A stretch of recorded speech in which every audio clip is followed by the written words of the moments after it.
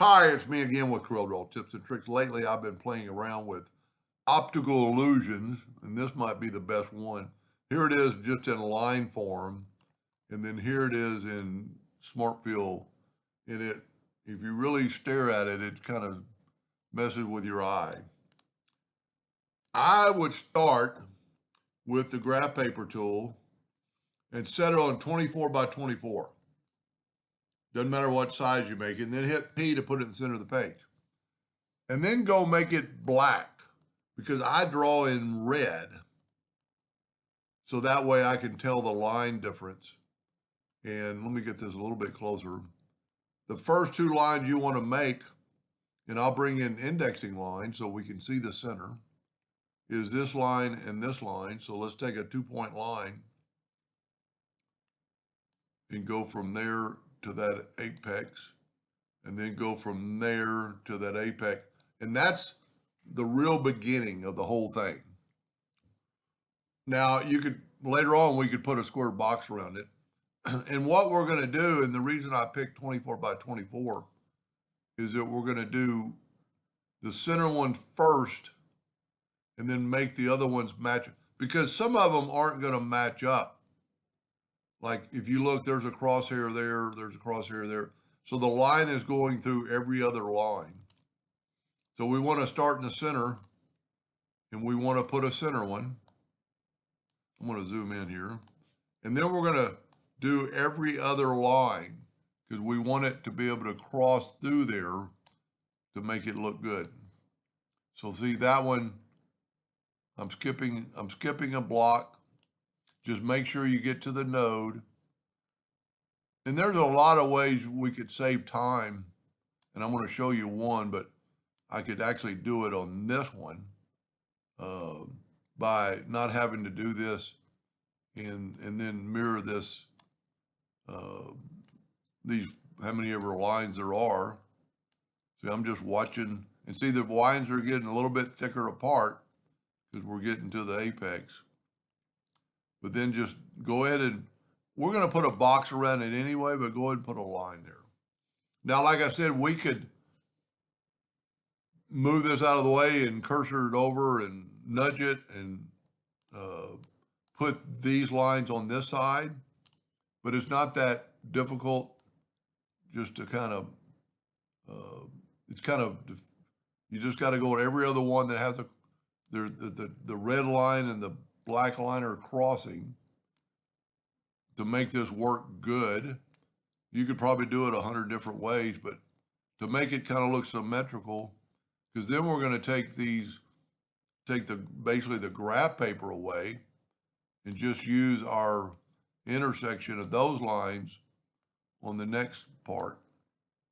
I'm just being real careful that I make sure I go from node to node, and then I'll put one there. All right, I don't really need the graph paper anymore, but I want an outline around it. So what I'm going to do, I'm going to select it all, hold down the shift key and double click the rectangle tool. And that put a rectangle around my item. Now I can take the graph paper. Well, it didn't do it.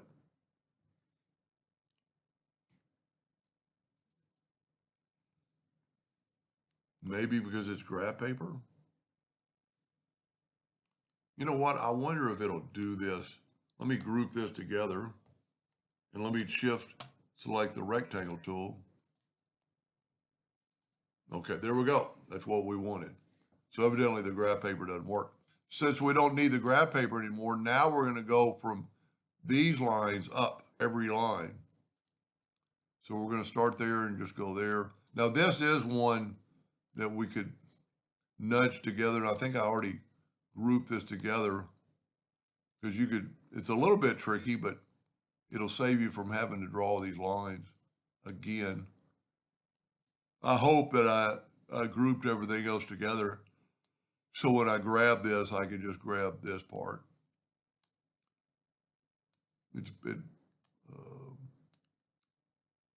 Okay. Now, if I have everything else selected, I can group that together, Control D, and duplicate it, and then move it down here. And I need to rotate it I need to rotate it to -90 first and then mirror it the other way. So it's like that. And then just take that right there, and there you go.